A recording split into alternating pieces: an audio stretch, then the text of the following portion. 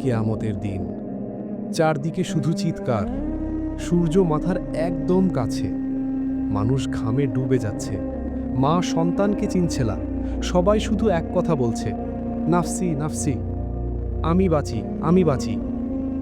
হঠাৎ আকাশ ফেটে ভয়ঙ্কর আওয়াজ, ফেরেশতারা সারিবদ্ধভাবে দাঁড়িয়ে। ঘোষণা হলো, আজ আমলনামা দেয়া হবে।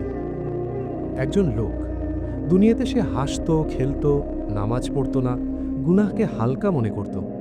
সে সামনে এগিয়ে গেল, তার বুক কাঁপছে, তার চোখ শুকিয়ে গেছে ভয়ে। হঠাৎ এক ফেরেশতা তার হাতে কিছু দিল, কিন্তু ডান হাতে নয়, বাম হাতে। তার পা কাঁপতে লাগলো, চোখ বড় হয়ে গেল। সে চিৎকার করে বলল, হায়, যদি আমাকে আমার আমলনামা না দেয়া হতো, যদি আমি জানতেই না পারতাম আমার হিসাব কি। তার আমলনামা খুলে গেল।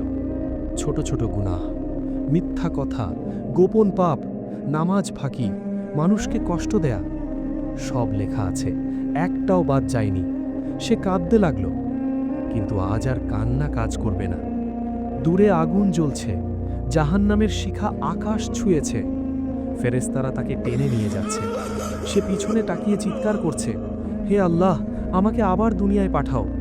আমি এবার নামাজ পড়ব, আমি গুনাহ ছাড়ব।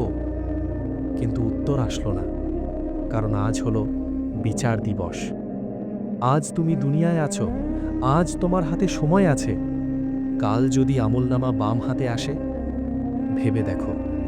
আজ থেকেই বদলে যাও, নামাজ শুরু করো, গুনাহ ছেড়ে দাও।